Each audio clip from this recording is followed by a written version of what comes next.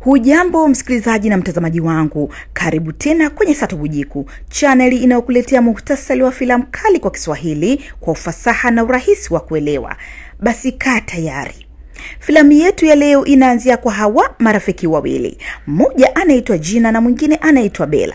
Bella anaonekana akimkanda Gina mgongoni. Huyu Gina ni mke wa mtu na leo ametokea kupokea kipigo havi kutoka kwa mumewe anayeitwa Tony. Tony amekuwa akimpiga sana mkewe kila siku. Yaani leo hadi amemuumiza. Rafiki yake anamwambia, bwana utavumilia mpaka lini? Inabidi uongee, usikae kimya.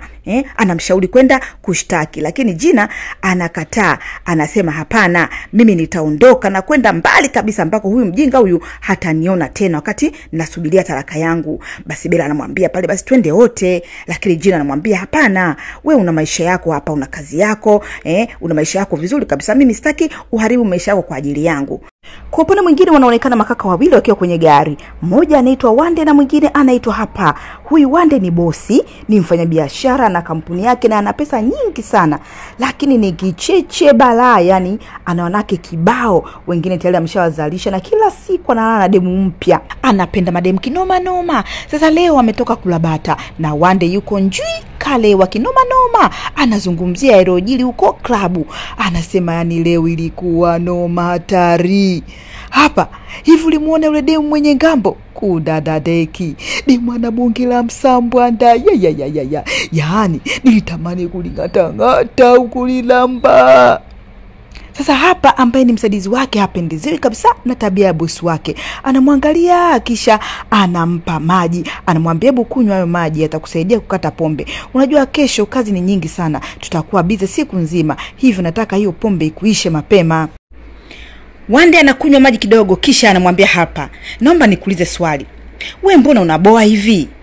Wewe bado kijana mdogo, unafanya kazi vizuri na kulipa vizuri. Enjoy maisha wewe. Maisha yenyewe mafupi haya. Tumia pesa kaka. Najua unanilipa vizuri, lakini sio kwa ajili ya kulewa na kuenjoy. Unanilipa ili nikusimamie usitoke nje ya mstari, na ndio hicho hasa ninachokifanya. Sasa kwa kuwa hukuniruhusu niondoke hata na demu mmoja, nitaendelea kukaa humu na kulifikiria lile wezele. Yaani lilikuwa zuri. Soft laini. Hebu fikiria lile wezele ndio lipo usoni kwangu. Hapa akamwambia, kaka nimekuwa nikikwambia hili na nitakwambia tena na tena na tena. Umekuwa na wanawake wengi sana. Unatakiwa ubadilike kaka. Hachana mambo ya mademu na kujirusha kuliko pitiliza. Focus na biashara yako. Mademu na kujirusha hakunifanyi nishindwe kufanya biashara yangu vizuri. We vipi? Ndiyo, najua uko vizuri sana kwenye biashara yako, lakini kuna vitu unatakiwa uachane navyo. Kwa mfano yule rafiki yako Rali yule, hakufai hata kidogo. Hapa. Unaongea sana kaka. Unataka nifanyeje? Yaani unataka nimkatae Rali, halafu niwe rafiki na wewe? Ili unichoshe na ushamba wako? Uko serious kweli wewe? Familia yako wanalalamika sana. Wanataka utulie na kuanzisha familia. Umri unaenda ujue. Wewe na familia yangu mnanichekesha sana. Yaani mnataka niwe mwanamke mmoja tu nimpe vyote hivi, akionyesha sehemu zake za siri. Na wanawake wengine waliobaki humu duniani itakuwaje? Wao watafanyaje? Siku inayofuata Hapa ipo nyumbani kwa Wande. Mara mlinzi anakuja na mwambia kuna mteja yuko nje hapo anataka kuonana na Wande. Hapa anasema, mwanamke mwingine tena jamani. Kwani Wande ana shida gani? Anataka kujiua. Huyu mwanamke aliye ndani bado hajatoka. Tayari kashamuita mwingine. Hapa anaenda getini. We nani? Habari yako mwana? Mimi naitwa Gina. Naomba kuonana na Wande. Anajua kama uko hapa? Hapana hajui, lakini hawezi kukuona. Hapana. Tafadhali bwana nakuomba niko chini ya miguu yako. Yaani nina shida kubwa sana ya kuonana yeye. Yaani wewe mwambie Gina na uhakika kabisa lazima atataka kuniona. Wewe sio mmoja kati ya wanawake zake? Hapana, mimi nilikuwa jirani yake huko nyuma. Kimwambia tu Gina ni jirani yake wa zamani atanikumbuka. Gina akaingia pale na mizigo yake. Kama kaida yake Wande yeye na mademu damdam yuko chumbani anaushughulikia mshangazi. Mara Hapa anakuja na kugonga mlango. Wande asema, nani? Una mgeni huku? Hapa, sina mgeni mimi. Hapa anamwambia, anadai anaitwa Gina, anasema ni jirani yako miaka ya nyuma huko. Wande anaonekana kustuka kidogo. Gina. Anawacha mshangazi mle ndani na kutoka nje. Wande anakuja sebuleni pale na kumkuta Gina. Gina anasimama pale. Habari yako Wande? Gina, mambo vipi? Wow, ni wewe kweli? Najua ni miaka mingi sana imepita. Samahani, najua kwamba ningekupigia simu. Hapana usijali. Nashangaa tu yani. Nilipoteza namba yako, ningekupigia. Haina shida, tafadhali kaa hapo. Kaa chini na kuanza kuongea pale kwamba bwana, Jina anamwambia nilisikia kuhusu baba yako, samahani sikuweza kuja kwenye msiba. Sawa, haina shida. Naona kidogo nyumba umebadilisha kidogo, imekuwa tofauti. Ndio, baada ya babangu kufariki nikaamua kidogo niibadilishe. Pole sana jamani. Za miaka vipi? Wazazi hawajambo? Mara mwisho nakumbuka hata nawaona mlikuwa mnaelekea Port Harcourt. Vipi, wako wazima hawajambo? Wameshafariki. Unasemaje? Walipata ajali ya gari. Jina, pole sana. Haina shida, ni muda sasa. Samahani, naomba msaada kidogo. Chochote sema tu. Nakumbuka mara mwisho uliniambia kama nikifanikiwa kuja Lagos basi nikutafuta utanisaidia, ndo nimekuja. Sawa, haina shida. Unasemaje? Nikusaidie nini? Chochote naweza kufanya juu yako. Nahitaji kazi. Kazi? Sawa, ungependa kufanya kazi kwenye kampuni yangu? Hapana, kazi nyingine kama kazi za ndani hivi. Za ndani? Ndio. Nakumbuka una degree wewe. Ndio, sasa kwa nini unataka kufanya kazi za ndani? Naweza nikakupatia kazi kwenye kampuni yangu. Najua. Lakini yani ni bora nifanye kazi sehemu moja ikiwa ndani. Unajua unajua napenda kupika. Jina, unajua haileti maana yoyote mtu una degree afu unataka kufanya kazi za ndani. Wande, tafadhali, ningependa niwe ndani tu. Tafadhali. Wande akaonekana kushangaa pale, mwisho akasema, "Sawa. Kama hicho ndio unachotaka, basi sawa, fanya kile ambacho unapenda." Kwa hiyo nitapata kazi? Ndio, bila shaka. Wande, asante sana. Yani huwezi kujua ni namna gani umenisave. Wande anarudi chumbani na kumkuta yule mshangazi unamsubiri. Wande anamwambia, "Haya, amka haraka uondoke." "Ni vipi jamani, tutaendelea baadaye, tutaendelea siku nyingine." "Amka, nenda faster." Mshangazi unaondoka na Wande anaanza kutandika kitanda. Mara hapa anaingia ndani. Anamwambia, "Bosi, yule dai yuko pale sebeni nimemuona. Vipi, anabaki?" "Ndio, anabaki. Atakuwa mdada wa kazi ndani." Wande anamwambia, "Come on bwana, tulikubaliana lakini kwamba hakuna mfanyakazi wote wa kike ambaye atafanya kazi humu ndani. Ninavyokujua mimi wewe huwezi kumwacha yule. Hapa Jina hayuko kama unavyofikiria." Jina anaongea na simu na yule rafiki yake Bella yule alikuwa anakaa naye kule. Bella anamwambia, "Vipi? Jamaa amekuuliza maswali?" Anasema, "Ndio, ameuliza maswali. Lakini nimemwambia yale tu ambayo anahitaji kujua. Hivi vinginevyo. Pia tu kwamba wazazi wangu wamekufa na kwamba nahitaji tu msaada wake. Na kuhusu Tony, hapana, hakuna haja ya kumwambia. Sijamwambia kitu chochote kuhusu Tony na wala hana haja ya kujua." "Kwa hiyo uko poa?" "Ndio.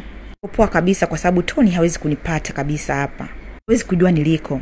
"Basi poa, nitakuwa nakujulisha mienendo yake." Mara mlango unagongwa. "Karibu, ingia."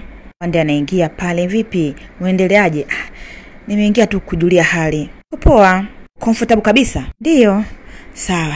Asante. Sikiliza, ukihitaji chochote nijulishe, chumba changu hapo jirani." "Asante, nashukuru." Basi ngoja nikuache upumzike. Nimefurahi sana kukuona tena kwa mara nyingine." "Mimi pia." Wande anamwangalia pale kwa pozi na kisha huyu anaondoka zake. Asubuhi ya leo kuna mabebe mama wawili wamekuja wa Wande, wakaanza kugombana pale sebeni. "We nini? Unasemaje? Mimi ndo na haki ya kuwepo hapa, sio wewe. Hata mimi na haki vile vile. Kwa taarifa yako mimi na mtoto wa kiume. Mimi ndio na mtoto wa kike. Wewe unasemaje? Hebu kelele kule, afu acha kunitemea mate." "Unasemaje? Yaani mate mimi nakurushia nafika huko, tafadhali sana." Mara Jina kaamka kafika pale. Wande akanyanyuka, akamfuata Jina. "Vipi za asubuhi? Umeamkaje? Uko poa?" Bibi mama kauliza. "Na huyo ni nani?" Kasalimia pale. "Habari." "Nani?" "Ni huyo ndio sababu ulikuwa unatuambia si tuondoke." "Huyo hawahusu." "Vipi, umeamkaje? Uko poa?" "Uko poa tu." Msubiri kwanza. "Na huyo ni mmoja kati ya wasichana wako? Na yeye ana mimba huyo?" "Baby mama mwingine?" Jina akabaki pale anashangaa. "Jamani, mimi sio baby mama, sina mimba, sio mtu wa mtu yoyote. Tafadhalini." Ndiye akamsogeza Jina pembeni. Jina anamwambia, "Kinaendelea nini hapa?" Akaambele pale Monica na Trisha. Wale ndio mabibi mama wangu wale. Mabibi mama wawili? Nilikwambia kuhusu maisha yangu mimi ninavyoishi. Ndio kama unavyoona hapo. Kama utafanya kazi kwangu, basi haya ndio utakayokumbana nayo mara kwa mara." Na akaangalia pale. Wanda kumwambia, "Vipi? Bado unataka kuendelea kufanya kazi hapa au?" "Unavyoona upaswa kichwa." Hapana, bado nitaendelea kuhitaji hii kazi. Nitafanya tu." "Ni kwa muda gani ambao nitakuwa nawaona mara moja mara mbili kwa mwezi, na inategemea wakati mwingine muda wowote wakiamua. Si unajua tena. Sasa kwani usitoe tu child support? Natoa, lakini unajua tena wanakuja hapa kuomba hela na mimi nawaendekeza tu kwa sababu ya watoto wangu. Sasa kwa sababu wewe uko hapa, ni matumaini yangu kwamba utanisaidia kutatua hili tatizo. Unaweza kufanya chochote? Nitajaribu kadri ya uwezo wangu. Basi kazi njema. Jina akafuata pale na kuanza kuongea nao. Jamani, mimi naitwa Jina, ni mfanyakazi mpya wa humu ndani. Wande ni kama ndugu yangu vile. Ni familia yako jamani. Afadhali nashukuru sana kujua familia ya Wande. Kila siku namwambia bwana nitambulishe kwa familia yako atake. Nimefurahi kweli kufahamu japo familia yake. Basi wakaanza kugombana tena pale, kila mtu anavutia upande wake. Tena wameshamuona Jina, unajua kwamba Jina bwana ndugu yake na Wande. Kwa kila mtu anataka kuvutia upande wake ili apendwe. Unaona pale Jina kamba tafadhali jamani msigombane please. Ndio namuuliza Jina, vipi wameshaondoka hao? Ndio wameshaondoka, ni mwakonvinsi wamekubali. Watarudi siku nyingine. Mbona nahisi kama kuna kitu unataka kuniuliza? Bila shaka. Haya niulize. Bibi mama wawili kweli? Unajua mmoja kidogo sio mbaya, lakini wawili? Kwa hiyo nani unamuoa hapo kati ya wale wawili? Wande anacheka pale. Jina anamuuliza, kwa nini unacheka? Mambo ya ndoa mimi hayapo kabisa kwenye kichwa changu kwa sasa hivi. Mlango unagongwa na Jina anaenda kufungua. Mara anaingia huyu mshikaji. Huyu jamaa anaitwa Rali, ni rafiki yake na Wande. Wewe ni nani tafadhali? Wande mbona akusema kama wewe ni mzuri hivi? Mimi naitwa Lali, ni rafiki yake na Wande. Akawa anamsogelea pale Jina. Jina akamwambia tafadhali usinisogelee. Mimi singati. We taja kiwango shingapi? Ngapi unataka? Unasemaje? Taja kiwango shingapi unataka tayari tumalize kazi. Usiigize kama bikra. Liza tafadhali. Sijui unanifikiriaje, lakini mimi sio hao wanawake unaowafikiria. Tafadhali hebu niache. Tulia hapa kwanza, huko akiwa anamzuia. Wande anaingia. Karibu bosi. Mimi kuna kazi nafanya kidogo jikoni kule. Na akaondoka. Lali akawa anamwangalia pale. Wande akasema wewe yule demu ni marufuku kuguswa, hagusiki yule. Lali akasema unasemaje? Unamaanisha nini kwamba hagusiki? Unajua sisi tunashare wanawake. Najua lakini sio kwa huyu. Sio aina ya wanawake unaowajua wewe. Yaani ni huyu yuko tofauti sana. Mwanangu sikia, mademu wote sawa tu. Kama nilivyokuambia mwanangu, achana na huyu demu. Inevu tutakosana. Sawa, nimekusikia, sitamgusa. Wande yuko chumbani kwake anaongea na simu kuhusiana na mambo ya kibiashara kwenye kazi. Anaonekana anamchanganya sana kwa sababu kuna mambo anafuatilia na anaona hayaendi sawa. Jina anaingia huko akiwa amembebea nguo. Jina anaweka nguo kitandani kisha anamuuliza kuna shida yoyote? Wande anamwambia kuna kampuni inaifuatilia nataka ninunue, lakini wamiliki wake wamekuwa wabinafsi na wameweka tamaa mbele. Jina anamwambia usiwe na wasiwasi, kila kitu kitaenda sawa. Jina akachukua koti pale akawa anamvalisha, kwa anamwambia unatakiwa ukumbuke kwamba wewe ni Wande. Najua utafanya maamuzi sahihi kabisa kuhusiana na kampuni yako. Unatakiwa ni kujiamini tu. Sawa Wande anamwangalia afu anajisikia vizuri sana. Kwa nini ulikataa nikuoe kipindi kile? Ungekuwa tunasherehekea miaka 25 sasa hivi ya ndoa yetu. Akasema waacha usiniambie. Wewe unatu yani kipindi kifupi tu umekuepo hapa na umenifanya nimekuwa na maisha mazuri sana. Wapo kwenye gari Wande na msaidizi wake hapa anamwambia ni binti mzuri sana yule. Amekufanya umetulia sasa hivi. Ndio anasema nani? Amba Jina.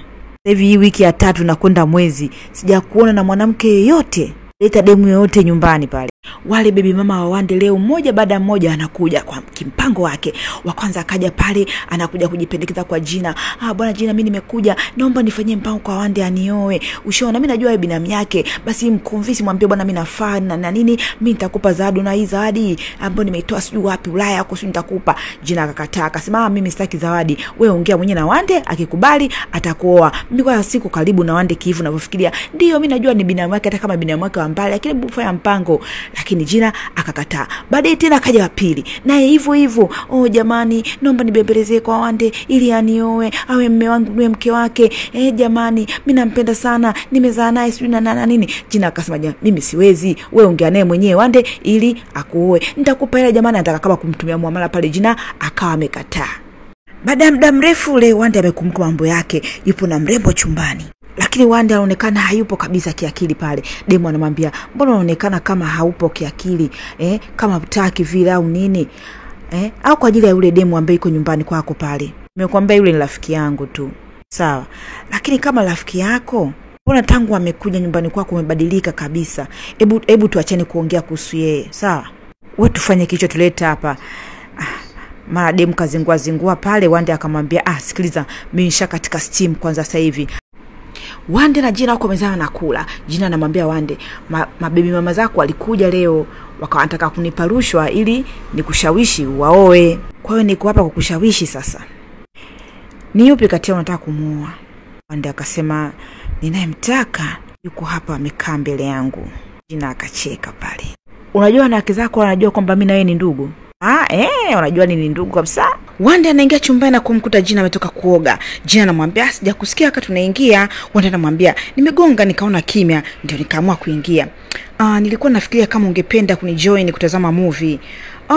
Kwani leo utoke? Nimeamua kutulia nyumbani leo. Wow, sawa basi. Nakuja. Wapo sebuleni wanaangalia movie, lakini Wande badala ya kuangalia movie anamtizama Gina kwa mahaba. Tayari kishaanza kumpenda. Gina anamwambia, focus kwenye movie. Wande anasema, na kitu kizuri zaidi cha kukiangalia kuliko hiyo movie. Gina anatabasamu, anamwambia, nakuona tu, lakini jua kabisa hiyo haiwezekani. Wande anamwambia, kwa nini siwezekani bwana? Kwa nini? Wewe hujui ulivyokuwa malaya na wanawake zako utamwachia nani? Mimi siwezi hayo mambo bwana. Sasa kwa mfano nikiamua kuachana wanawake zangu wote, je, itakuwaje? Itawezekana Gina akacheka kwa nguvu sana. Yaani wewe uachane na wanawake zako kisa mimi? Unafikiri utaweza? Wande akawa asemi kitu, badala yake akazidi kumwangalia Gina kwa mahaba. Yaani hapa tayari kisha sahau, hakuna cha kwenda klabu, hakuna cha wanawake sasa hivi, yaani akili yake yote imezama kwa Gina. Bella amekaa zake ndani anaangalia TV, mara mlango unagongwa. Anaenda kufungua, Toni huyu hapa anamkwida pale na kumuuliza, mke wangu yuko wapi? Na kuuliza, mke wangu yuko wapi? Gina anaingia ndani na kukuta mifuko ya zawadi kitandani. Anaangalia ndani kuna gauni. Anachukua mifuko hiyo na kurudisha kwa Wande ambaye ipo chumbani. Gina anamwambia Wande, nimepata ujumbe wako, asante, lakini sitaki. Na uweka kitandani. Wande anamuuliza, zawadi zangu zina ubaya gani? Hazina ubaya, ila lengo lake ndio sio zuri. Lengo gani hilo? Mimi najua unachotaka kufanya, unajaribu kunihadaa, kunishawishi na hizo zawadi zako. Na sasa kabla hajasema chochote, Wanda akamsogelea pale, akamshika kwa mahaba, akawa kama anataka kumkiss pale, lakini Gina akamzuia. Gina anajaribu kumpigia simu Bella yule rafiki yake, lakini hampati. Anamwachia voice note na kumwambia, najaribu kukupigia lakini sikupati. Shida nini jamani? Unanipa wasiwasi mwenzio, tafadhali nipigie. Siku ya leo Wanda anasafiri kikazi kwenda Abuja. Akiwa kwenye gari na msaidizi wake Harper, mara anapokea simu kutoka kwa yule rafiki yake aitwaye Lali. Lali anamuuliza, "Wewe mzee vipi? Upo nyumbani?" Wanda anamwambia, "Hapana, sipo nyumbani, naelekea Abuja kwenye mkutano. Nitakutafuta nikirudi au vipi? Poa poa." Hapa anamwangalia na muuliza, "Huyo Lali sio Ndio." Yule jamaa kufai bwana. Mimi nashangaa kwa nini bado uko naye mpaka saa hizi. Mnaongania wa nini? Wanda anamwambia, "Hapa, hebu niache wana." Lali amekuwa akimzingua sana Gina. Anamwona kama laya wengine tu. Yaani anamtamani kinoma noma na anahisi Wanda anamdinya Gina. Na amekuwa akishia madem. Sasa kitendo cha Wanda kumkataza Lali kumgusa Gina kinamkera sana Lali. Na hapa lazima atampata kwa njia yoyote. Hivyo amekuwa akimsumbua sana. Anamwambia, "Nitakupa kiasi chochote cha pesa unachotaka ili unipe wewe uroda." Lakini Gina amekuwa akimkatalia. Sasa leo baada ya kujua Wanda yupo mjini, anatumia nafasi hiyo kwenda kutimiza azma yake. Na kwa kuwa Wanda ni mshikaji wake, ana access ya kuingia nyumbani hapo kama kwake vile. Ameingia ndani na kwenda moja kwa moja gonga mlango wa chumba cha Gina. Anafungua na kuingia. Gina anashtuka. "Unataka nini? Wanda hayupo." "Najua, leo ni zamu yangu." "Zamu yako? Zamu yako ya nini? Kama pesa nitakupa." "Wewe unaumwa nini?" Mara Lali akamshika Gina na kumsukumiza kitandani. Gina kwa sasa akawa anaogopa na kwanza anamwomba, "Usifanye chochote jamani. Tafadhali nisamee, niache." Wakati Gina akipambania maisha yake, kule Wande anapokea simu. Na safari hii anataarifiwa kuwa ndege aliyokata kwenda nayo Abuja imeahirishwa hadi jioni. Basi Wande anapata hasira kishenzi, anaanza kufoka, "Nywa pumbavu nini? Mnailisha vipi? Mnajua mimi nakwenda kwenye kikao cha muhimu sana hicho cha kazi. Sasa itakuwaje? Mna mambo gani nyinyi? Lakini hakuna namna, wanaamua kurudi nyumbani. Huku nyumbani Rali amedhamiria kumbaka Gina kwa kuwa amemkataa. Wande na hapa wanafika nyumbani, ghafla wanasikia sauti ya Gina ikipiga kelele. Wanastuka. Gina! Wanakimbilia chumbani na kumkuta Rali akiwa juu ya Gina akikaribia kumbaka. Wanamvamia na kuanza kumpa kipigo. Wande anamtuliza Gina ambaye kwa wakati huo anatetemeka na kulia kwa uoga. Hapa anamwambia Wande, bosi, nimepata tiketi nyingine ya Abuja. Wande ambaye kwa wakati huo amekaa chumbani kwake kwenye kiti anaonekana mwenye mawazo sana. Hajibu kitu. Hapa anamuuliza, bosi vipi? Uko poa kweli? Wande bado yupo kimya tu. Bosi. Mara Wande anaamua kujibu, siwezi kuondoka na kumwacha Gina peke yake. Inabidi wewe uende kuniwakilisha. Sawa bosi. Lakini bosi, uko poa? Na wasiwasi juu yako jue. Wande anavuta pumzi kwa nguvu na kusema, niko poa. Gina anaendeleaje? Kwa sasa ametulia kidogo na amelala. Yule mpumbavu alichokifanya sio kizuri kabisa bosi. Yaani kamfanyia unyama sana Gina. Lakini bosi, kweli uko poa? Hapa, usijali, we nenda tu. Sawa bosi. Siku 2 zimepita na Wande amekuwa akimkwepa Gina. Leo Gina akaamua kumtolea uvivu. Wande, naomba tuongee. Kwa nini unanikwepa siku hizi? Yaani hutaki hata kunitizama. Wande akamwambia, naona aibu sana kwa kitendo cha kufanyia Rali. Lakini wewe sio Rali na huna tabia kama zake. Ndiyo, lakini yule ni rafiki yangu. Najua, lakini wewe huna kosa lolote. Ni rafiki yako ndio, lakini hukujua kama anaweza kuwa mnyama kiasi hiki. Mimi nakujua wewe, huwezi kumdhuru mwanamke. Unajua kila mtu alikuwa akinionya kuhusu rafiki wangu na Rali. Hapa kila siku alikuwa akinilalamikia, lakini sikutaka kusikia. Laiti kama ningejua, ningekaa naye mbali. Najiona kama mimi ndio nimekufanyia huo unyama. Yaani nimesababisha yote. Mtu unawezaje kufanya unyama kama ule kwa mwanamke? Gina akavuta pumzi pale na kumwambia, Wande, usijali, mimi niko poa. Wande akamtizama pale akamwambia, I'm sorry Gina.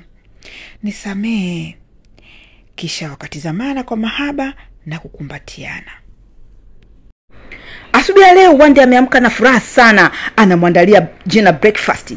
Karibu mezani, huku akimshika na kumkalisha. Gina anashangaa, kwa nini unafanya hivi? Nataka kuhakikisha uko poa.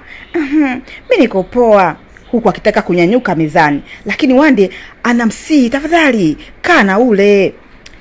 Naweza kukulisha pia kama unataka. Jamani usijali. Yaani hapa hadi ule mimi ndio naondoka. Lakini sina njaa. Kula bwana hata kidogo.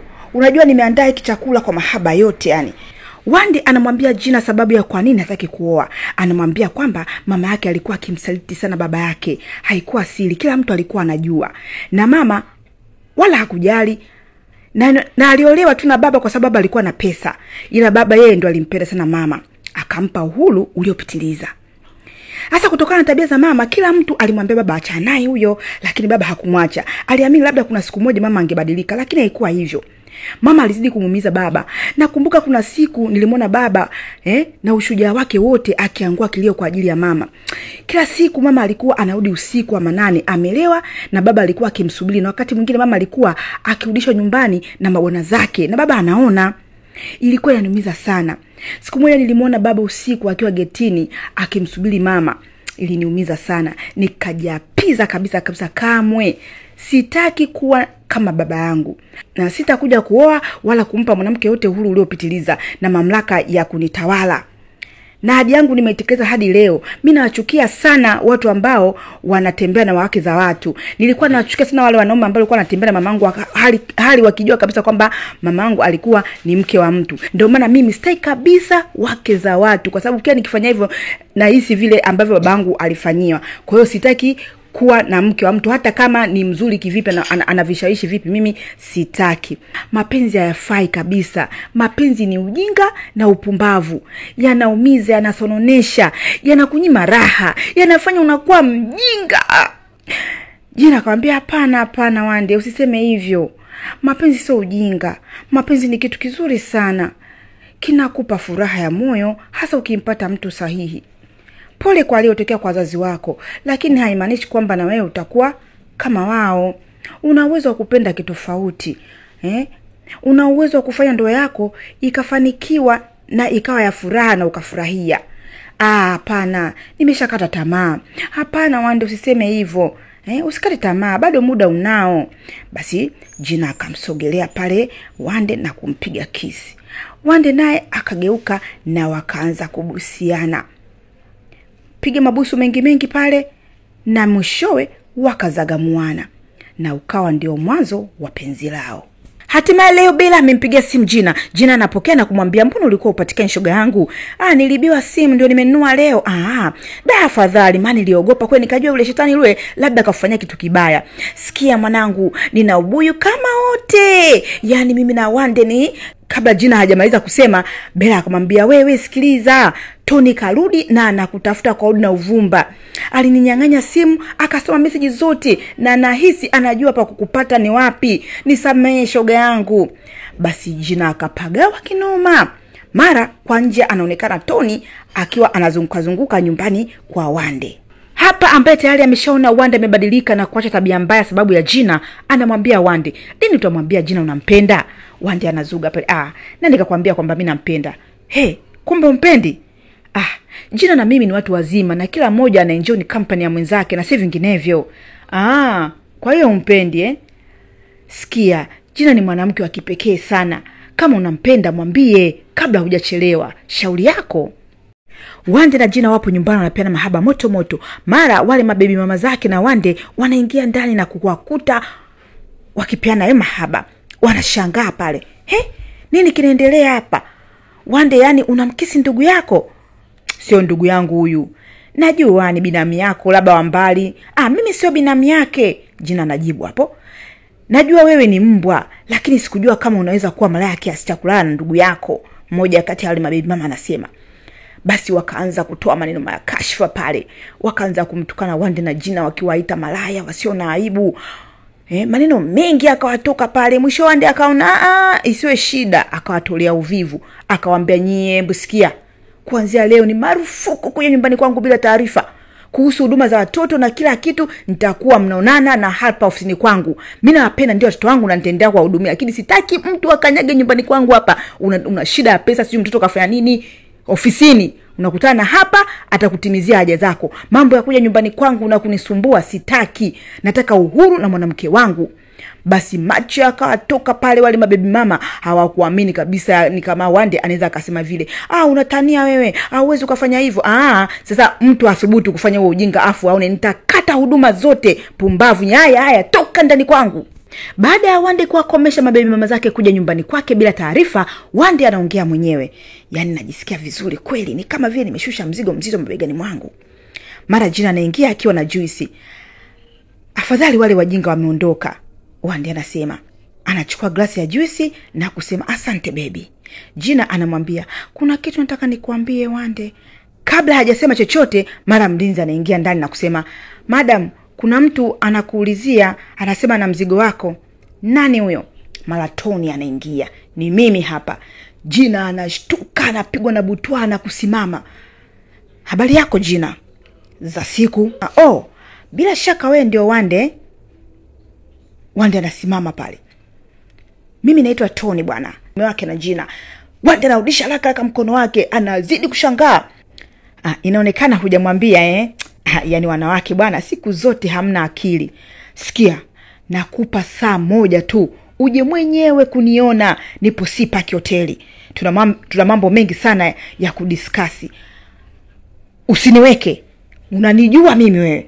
Sasa ole wako, fanya huo ujinga wako alafu usije, ndipo utakaponitambua. Wakati yote hawa akiendelea, Wande alikuwa amepigwa na butwa tu, anashangaa huku akimwangalia Gina. Baada ya Tony kumaliza kuongea mambo hayo, akaondoka zake. Wande ana hasira kishenzi, anamwangalia Gina kisha anaondoka. Gina anamfuata huku akisema, Wande tafadhali naomba nikuelezee. Anamfuata hadi chumbani. Tafadhali Wande, naomba unisikilize. Wande ana hasira bara. Anazunguka tu mle ndani. Gina anazidi kumuomba msikilize. Mara Wande anamuuliza Gina, umeolewa au la? Tulikuwa tumeoana lakini kwa sasa tumeachana. Kwa hiyo umepewa talaka? Gina akataka kuelezea, tumesharudisha mahali. Nakuuliza umepewa talaka? Nakuuliza tena kwa mara ya mwisho. Na siamini kama nakuuliza hili swali. Umeolewa? Unajua sitaki kujua chochote, nakuuliza umeolewa? Ni mke halali wa ndoa? Wande, nakuuliza umeolewa? Wewe ni mke wa ndoa? Nakuuliza. Kelele pana kuambia Wande anauliza kwa kufoka na kumuogopesha Gina. Mwisho Gina akajibu ndio, lakini tumetengana. Kesi yetu iko mahakamani, nasubiri asani talaka yangu. Ametishia kuniua, ikabidi nikimbie. Wande anakasirika na kumwambia, una shida gani wewe? Nilikuambia kabisa mimi sitaki kuwa na wake za watu, sitaki kuwa na mahusiano na wake za watu. Umesababisha nimevunja ahadi yangu. Gina akasema, mimi sijaolewa, nimekuambia tumesharudisha mahali. Umewahi kujiuliza kwa nini kila tukifanya mapenzi nazima taa? Gina akageuka na kumuonyesha Wande jeraha lake mgongoni. Alitaka kuniua. Gina akaanza kumhadithia Wande ilikuwaje hadi akaolewa na Tony. Akamwambia, familia yetu ilipita katika kipindi kigumu sana. Maisha yalikuwa magumu na baba akakopa pesa kwa Tony na hakuweza kurudisha. Hivyo mzee wangu alinitumia mimi kama malipo. Nikaozeshwa kwa Tony kwa lazima bila kupenda. Na Tony akanigeuza mimi punching bag yake. Alikuwa akinipiga sana, akinyanyasa, alikaribia kuniua, ikabidi nikimbie. Najua nimefanya makosa. Sikukuambia, nisamee. Tony yupo chumbani kwake hotelini anamsubiri Gina. Mara mlango unagongwa na anaenda kufungua. Ghafla ile anafungua tu anakumbana bonge la ngumi ya uso kutoka kwa Wande. Akaingia naye mpaka ndani na kumkaba. Hapa akaanza kuamulia, pumbavu mkubwa wewe, unawezaje kufanya unyama kama huo kwa mwanamke? Shetani mkubwa wewe. Yule ni mke wangu, nina haki ya kumwadabisha kwa namna yoyote nitakayo. Wande akamrukia tena na kumkaba. Hapa akagombelezea tena na kumuonya Tony kuwa ulichofanya sio kizuri na lazima sheria ifuate mkondo wake. Tony bado analeta ujeuri. Yule ni mali yangu na miliki, na mdai mzazi wake pesa zangu na alishindwa kunilipa.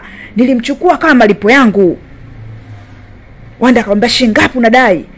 Milioni 10 na riba juu. Basi mimi nitakulipa milioni 20, uachane naye, umesikia? Umpe talaka yake na ukae naye mbali. Fanya milioni 30 tumalize biashara. Kwanza sina tena mpango na malaya yule. Unasemaje wewe? Usithubutu tena kumuita jina hilo. Umeelewa? Mbona unanikimbia kama wewe mwanaume kweli? Unaweza kumpiga mwanamke lakini kupigana mwanaume mwenzio huwezi sasa wewe si umenishtukiza. Unasemaje? Basi Wande akamrukia tena na kumkaba. Na alipokuja kumwachia, Tony akawa anajiangalia kama damu inatoka. Kisha Wande huyo akaondoka zake. Kesho utaongea na wakili wetu, utapata pesa yako nusu kwanza na nyingine ukimaliza kusaini talaka. Kaa mbali na Gina, chochote ukimfanyia utaozea jela. Nimerekodi mazungumzo yote yaliyoendelea hapa. Baada ya ugomvi wake na Gina, kwa hasira Wande anaondoka nyumbani na kwenda kuishi hotelini. Akiwa hotelini, Gina anampigia kutaka kujua yuko wapi na kama yuko salama. Hapa anaingia na kuongea naye mambo ya kazi. Wakati huo simu ya Wande inaita. Gina anampigia. Hapa anamwambia, bosi, mimi nadhani ungepokea tu, maana amekuwa akipiga simu kwa masaa sasa. Nadhani atakuwa na wasiwasi. Sitaki kuongea naye. Kwa nini? Kwa sababu hakukuambia kuwa ameolewa. Lakini si amekuambia wameachana na mahali imesharudishwa. Ina maana yuko huru. Sasa mbona hakuniambia? Kwa nini alinificha? Mimi nitajuaje? Vipi kama kuna vitu vingine ananificha? Siwezi kuwa na mwanamke ambaye simuamini. Uaminifu ndio kila kitu kwangu. Sasa mbona umemsaidia? Kwa nini umemlipa Tony? Milioni 30 unajua sio mchezo. Kama unajua utaki kuongea naye tena, kwa nini umemsaidia? Kwa sababu ilikuwa kitu sahihi kukifanya kwa wakati ule. Yule nguruwe alitaka pesa, na kama hiyo ilikuwa ni njia ya kumpa Gina uhuru wake, kwa nini simsaidie? Mimi nadhani ungepokea tu simu bosi uongee naye. Mimi najua nini cha kufanya. Hapa anaondoka na Wande anapiga simu. Apiga simu na kusema, "Oya, nahitaji demo hapa. Awe kisu mkali na awe na bonge la wezi ile miipsi yote. Faster." Anakata simu na kuanza kuwaza kweli kweli, anawaza na mawazo sana. Unajua alimpenda sana Gina. Kisha anapiga tena simu. Oya, usijali, cancel hiyo order. Gina anampigia simu Bella na kumwambia kuwa Wande ameondoka kwa siku kadhaa sasa na hajui alipo, na anampigia simu hapokei na wala hajibu meseji zake. Sijui yuko wapi, lakini msaidizi wake ameniambia yuko hotelini. Sasa sijui nifanyeje. Na Tony je, amekusumbua tena? We, ataanzaje? Nimemwekea zuio la kunisogelea. Ninachosubiri ni talaka yangu tu niwe huru. Gina amebeba begi lake tayari kuondoka. Mara mlango unafunguliwa na Wande anaingia. Wande anasema, nimeambiwa unataka kuniona. Gina akasema, nimekupigia sana tu lakini hukutaka kupokea. Samahani, sikukwambia kuhusu Tony. Kilikuwa kipindi kigumu sana katika maisha yangu na sikutaka kukizungumzia kabisa. Nilidhani naweza kujisahaulisha na kufanya kama haijawahi kutokea. Kumbe nilikuwa nakosea. Nilitaka kufocus na maisha yangu mapya. Nilikuamini na umevunja huo uaminifu. Najua. Na ndio maana nimeamua kuondoka. Sijakwambia uondoke. Najua sio lazima uniambie. Sitaki ukimbie nyumba yako kwa ajili yangu. Kwa hiyo nitaondoka. Lakini asante kwa yote, kwa kunilinda na kwa kuwa rafiki wa kweli. Sitakusahau. Gina anaondoka zake na Wande huku nyuma anamwangalia na kumfuata mpaka nje. Anamwangalia kwa uchungu huku akiwa haamini kabisa kama Gina ndio anaondoka. Siku kadhaa zimepita tangu Gina aondoke na Wande imekuwa ni kipindi kigumu sana kwake. Kila siku amekuwa akimwaza sana Gina, na usiku wa leo hajalala kabisa, hajapata usingizi. Mawazo yote yapo kwa Gina. Licha ya Gina kumficha kuhusu kuolewa na ingawa ana hasira naye, lakini bado anamfikiria sana. Yani anampenda sana, anaona hawezi kuishi bila Gina. Gina akiona rafiki yake Bella anaingia ndani kwa furaha na kumwambia Bella, utea nini mwanangu?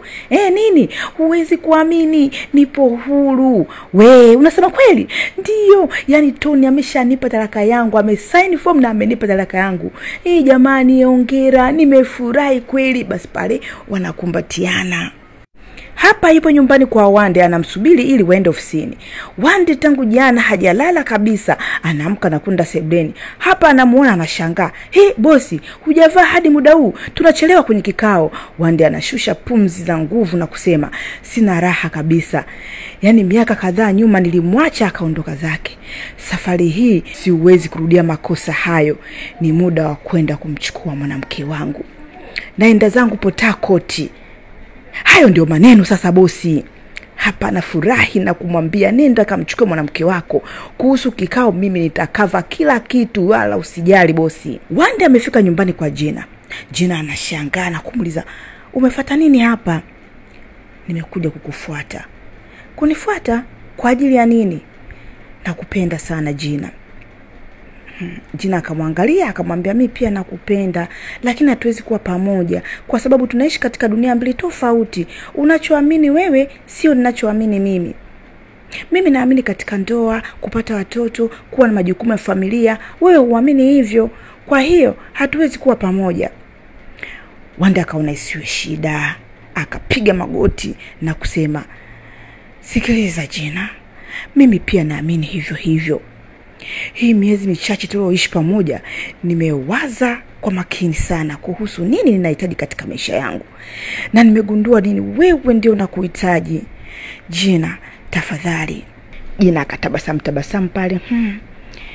Kwa nini umemlipa Tony zile milioni 30? Unajua kulikuwa hakuna ulazima wa kumlipa. Najua, lakini nilifanya hivyo kwa sababu nakupenda sana.